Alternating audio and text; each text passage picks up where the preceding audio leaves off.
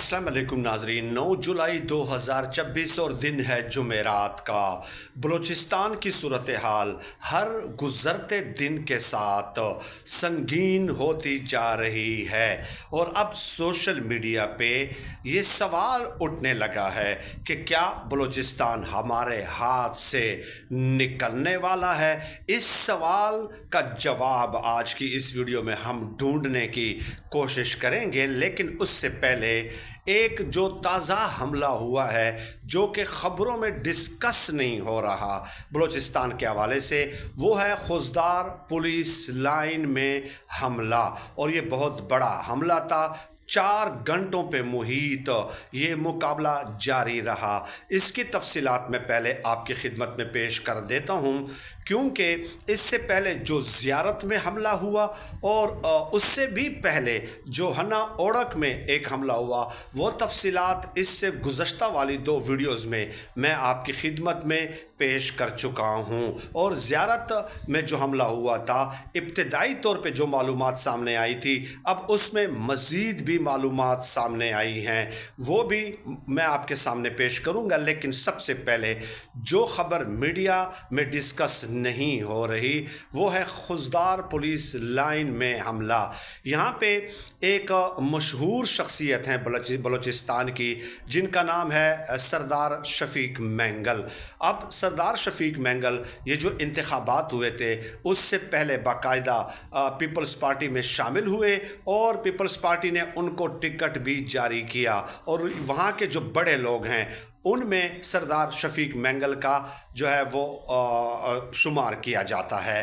अब सरदार शफीक मैंगल का जो घर है उस इलाके को पुलिस लाइन कहा जाता है, क्योंकि ये इलाका उनका जो घर है पुलिस लाइन से चंद फरलांग के फासले पे है।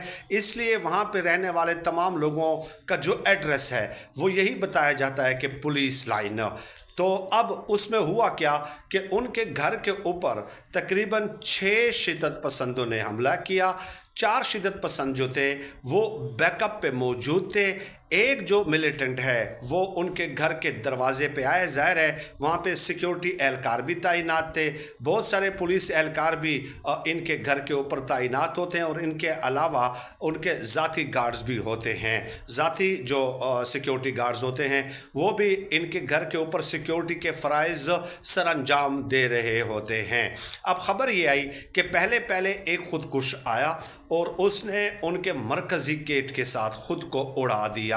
अब ये इनका तरीका है। गुज़श्ता कुछ अरसे से मिलिटेंट्स की जानिब से हम इस हिकमत अमली पे काम देख रहे हैं कि वो मरकज़ी दरवाज़े पे खुदकुश हमला कर देते हैं ताकि पैनिक हो जाए, ताकि हलचल मच जाए, भाग दौड़ लग जाए। और फिर होता क्या है कि इस भाग दौड़ में वो जो मज़ीद मिलिटेंट्स बैकअप एंड पे मौजूद होते हैं वो उस अफरा तफरी में अंदर दाखिल होने की कोशिश करते हैं।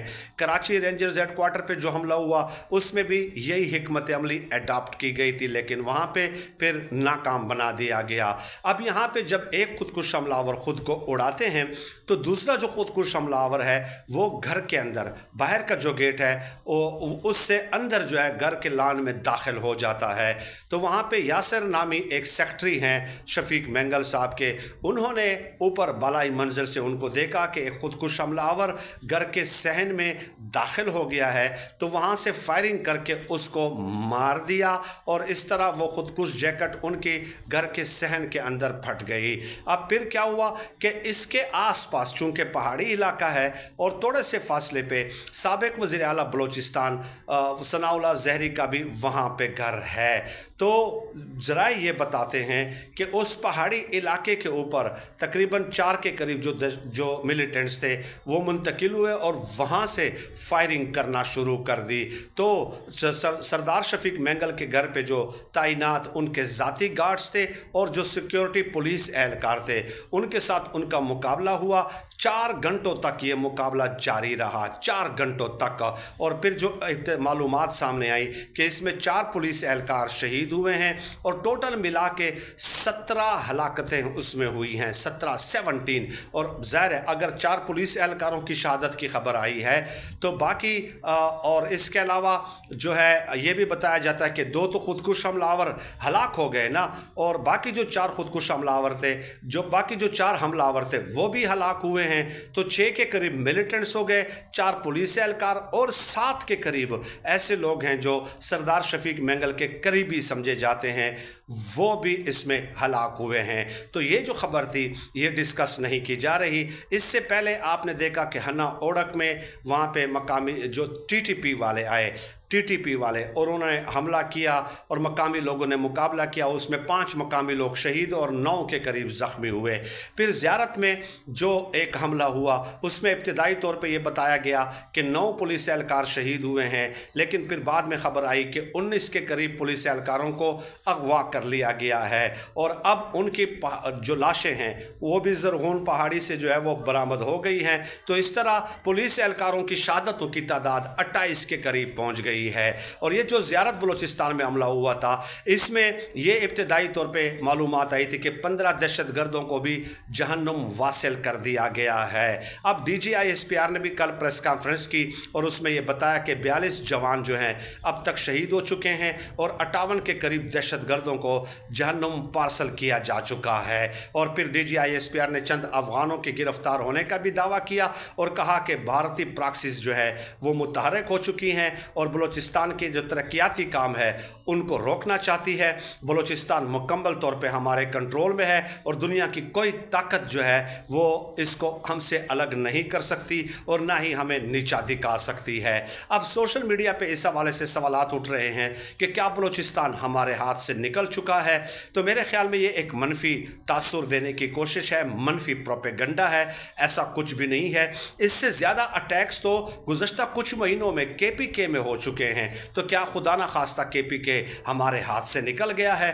بالکل بھی نہیں۔ آپ دیکھ لیجئے نا کہ کے پی کے میں بھی لوگوں نے مقامی سطح پہ، دیہاتوں کی سطح پہ امن کمیٹیاں بنائی ہیں، اور اسی طرح ہنا اوڑک میں جب ان ٹی ٹی پی والوں نے حملہ کیا تو وہاں پہ بھی مقامی لوگوں نے ہتھیار اٹھائے، ان کا مقابلہ کیا، دھرنے، احتجاج، ریلیاں، اور ان کے خلاف کمیٹیاں بنائی جا چکی ہیں بلوچستان میں بھی۔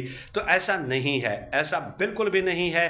حملے ہوتے رہتے ہیں، نہیں ہونے چاہیے، لیکن اگر عوام خود مقامی سطح پہ بھی کمیٹیاں بنا کے ان کا مقابلہ کرے گی، سیکیورٹی فورسز کے شانہ بشانہ کھڑے ہو کے، تو انشاءاللہ تعالی جہاں جس طرح کے پی کے میں کافی حد تک اس میں کمی آئی ہے، وہاں بھی اس میں کمی آ جائے گی اور ان کا مقابلہ کیا جائے گا۔ تو یہ منفی تاثر بالکل بھی نہیں دینا چاہیے۔ سب نے متحد ہو کے ان شدت پسندوں کا، ان ملیٹنٹس کا مقابلہ کرنا ہے، ان کے کاز کو پروموٹ نہیں کرنا، ان کے لیے دل میں کوئی نرم گوشہ اختیار نہیں کرنا، ان کی کوئی پروموشن نہیں کرنی، ان کی جو ہے نا کوئی پذیرائی نہیں کرنی، اور ان کے خلاف جو ہے جس قدر بھی ہو سکے ہمیں ذہن سازی کرنی چاہیے۔ تو یہ خبریں تھی چند جو بلوچستان کے حوالے سے تشویشناک صورتحال ہے، یقیناً تشویشناک صورتحال ہے۔ اور آپ کو پتہ ہے کہ کچھ دن پہلے افغان حکومت کے ترجمان نے یہ دھمکی دی تھی کہ ہم میزائل ٹیکنالوجی میں، ایئر فورس میں آپ کا مقابلہ نہیں کر سکتے، لیکن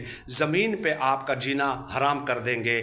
تو اس کا مطلب یہ ہوا کہ را اور موساد مل کر ان کو فیسیلیٹیٹ کر رہے ہیں، ان کو لاجسٹک آپریشنل سپورٹ فراہم کر رہے ہیں، ان کو ریسورسز پرووائڈ کر رہے ہیں، اور وہ اس طریقے سے پاکستان کا اب مقابلہ کر کے اس کو ڈسٹیبلائز کرنا چاہتے ہیں، لیکن انشاءاللہ ہمیشہ کی طرح اس بار بھی ان کو شکست ہوگی۔ ایک اور پہلو، ہنا اوڑک اور بلوچستان زیارت میں جو حملہ ہوئے تھے، حملہ آور تھے، وہ ٹی ٹی پی سے تعلق رکھتے تھے، اور سردار شفیق مینگل کے گھر پہ جو حملہ آور ہے وہ بتایا جا رہا ہے کہ B L A Majeed brigade سے ان کا تعلق تھا۔ تو اس سے یہ ثابت ہوتا ہے اور شبہ ظاہر کیا جا رہا ہے کہ شاید ٹی ٹی پی اور بی ایل اے نے وہاں پہ اتحاد کر لیا ہے اور انہوں نے اپنے اپنے ٹارگٹس متعین کر دیے ہیں۔ یہ یقیناً تشویشناک صورتحال ہے، لیکن ایسا نہیں ہے کہ ہمارے کنٹرول سے باہر ہو۔ بہت شکریہ۔